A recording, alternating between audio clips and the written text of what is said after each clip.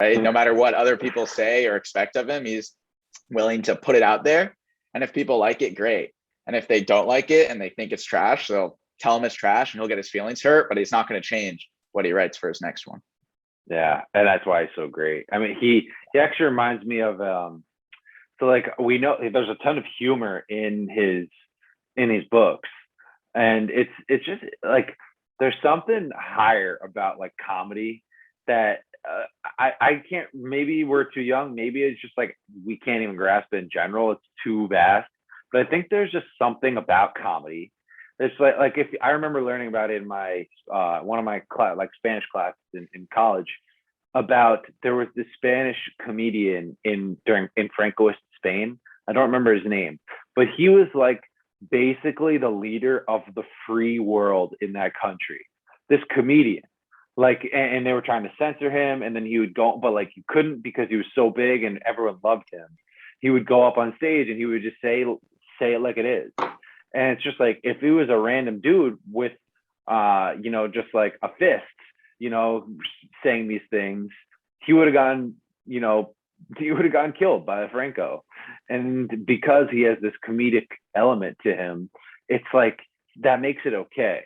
And I think that's why Vonnegut is so potent, because he's freaking hilarious and he's also talking about the biggest things.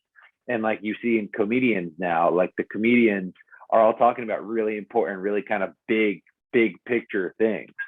So I feel like, and maybe this is a lesson that both of us should take. It's like, if we want to write about important topics, they need to have some humor in them. So like, and writing funnily is not easy. Like that's probably harder than writing well in general. Yeah. Comedians have a enormous role in society, and whether they're writers or stand-up comedians or actors, or because they have to talk about the uncomfortable truths and the uncomfortable factors in a way that doesn't instantly polarize people against them and makes people think. And Vonnegut, if he wrote these books today, he's very politically left, and he shunned politics, I think, on both sides, and thought the whole thing was somewhat of a farce. I don't know enough about his political leanings, but I think from what I've read of his writing, I think that comes through. But he writes the type of humor that would have been canceled today, and unclear if that's a product of his time or if he would have been out there guns a-blazing just in the new context today, and so on. But he's talking about things in a way that sometimes you read this, and maybe it's a product of us reading this book today, it's somewhat uncomfortable, but he's pointing towards really large truths and things that we have to be thinking about. And he does it very well when he talks about wealth inequality, when he talks about race, when he talks about gender disparities, and so on. Mm-hmm. Yeah, I mean, the one that jumps out is like the Wayne Hubler, who is like the foil to, so like the Dwayne Hoover is the main character, and then there's Wayne Hubler, and Wayne Hubler is like this down on his luck black male who was just released from prison. And like, okay, props to Vonnegut talking about the prison pipeline. When was this book released?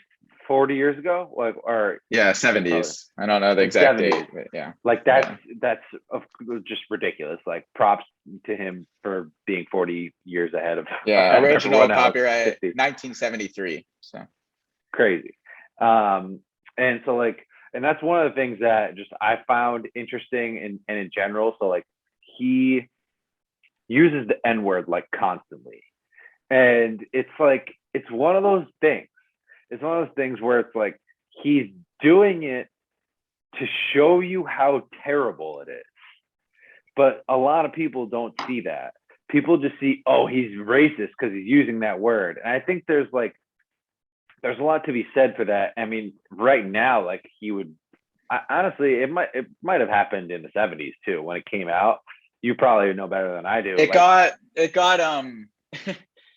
It was banned in certain school districts and in certain countries, but it wasn't because of any racial insensitivities. It was called pornographic, I think, within the US and Russia, or maybe it was a different country, and I'll butcher whoever did this, but they did it like that. He drew like wide open beavers, and there was like a picture of a vagina in there that he drew clumsily. So that was banned for being pornographic. But no, you're right. And his use of that language, and some of the paragraphs that really go into race, they can be hard to swallow, and yet probably are indicative of a lot of the thinking at the time, when certain residents of the town are telling stories about how they avoided any blacks coming to their town and the horrible things they did to make sure they wouldn't move in.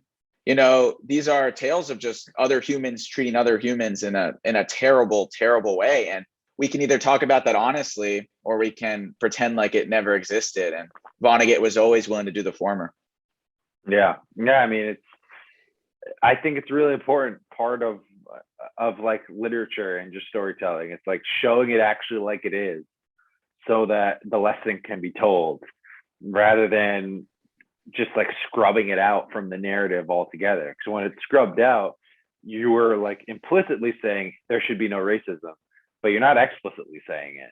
And like through this sort of way, I guess you're not explicitly saying it in this either, but it just feels like it hits home a little more. Yeah, be honest about what people were saying, what they thought. Give us the full picture. Don't pretend like things were a different way, and then let readers decide.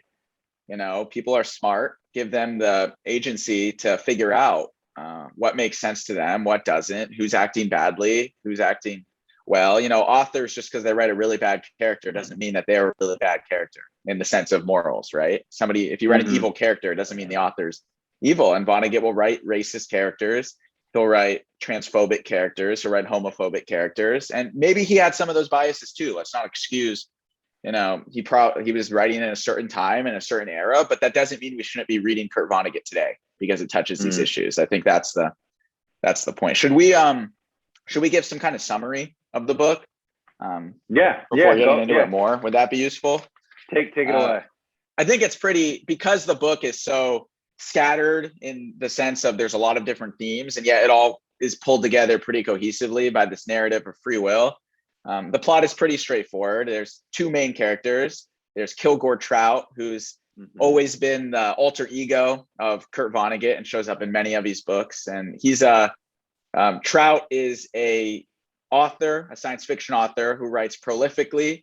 His stuff only gets published in porno magazines. Nobody's heard of him except for one incredibly wealthy man, Rosewater. And I think Vonnegut sees a lot of himself in Trout and has written Trout to kind of represent some of his qualities. And then on the other side, there's Hoover, Dwayne Hoover, who is a very wealthy Pontiac dealer in his town. And he's slowly losing his mind. He has bad chemicals, as Vonnegut says. It's making him go crazy. And he comes from being a very successful, wealthy, well-respected person. And throughout the book, slowly disintegrates leading up into a very violent rampage. And the book is all coalescing around an arts festival happening in the town. And Trout was invited to speak, and he can't believe it because nobody's ever invited him to speak anywhere. But Elliot Rosewater, the rich man, has decided he likes Trout's writing enough somehow that Trout is recruited. So the book is Trout making his way to this festival, Hoover slowly losing his mind. And then at the end of the book, as we mentioned, Vonnegut inserting himself as the almighty who is controlling all of their fates. And there's a terrific clash of these three personalities that doesn't end well for anybody except maybe for Vonnegut, and potentially somewhat better for Trout, of course, than for Hoover, who, let's just say, does not have a great end of his life after his rampage. Did I miss any core details in that telling? No, that was a very good summary. I mean, I guess just like if you think of Trout, like he is just this, to give a little color for each person, he's just like this almost like vagabond. Like he almost wants to be like the most outlandish person you could possibly see in your day. Like he's that wandering guy that walks up and down your streets, walks back and forth a million times and then disappears and does it again the next day and the next day and the next day. It's like he's just this kind of ridiculous character who he hitchhikes his way through. I think he starts in New York.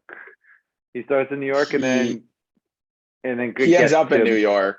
Yeah, he ends up in New York. I don't know where he goes because he goes to New York City. Yeah, and then he he has some adventures there at various porno movie theaters and so on. But I don't know if he was born in New York. Yeah. Oh no, but I think it starts there, and then he Yeah. hitchhikes his way through to exactly to Midland City for this like arts festival. And so what did you make of? So I thought that the first of all, like the choice of like an arts festival in this kind of random city is like that would never happen today. So there's probably a deliberate reason that he did that. And like there's the scene where there's like Rabo Karabakian, I think is the guy's name, and then I forget that's the artist. I forget what the author's name is. The Gothic like author, yeah.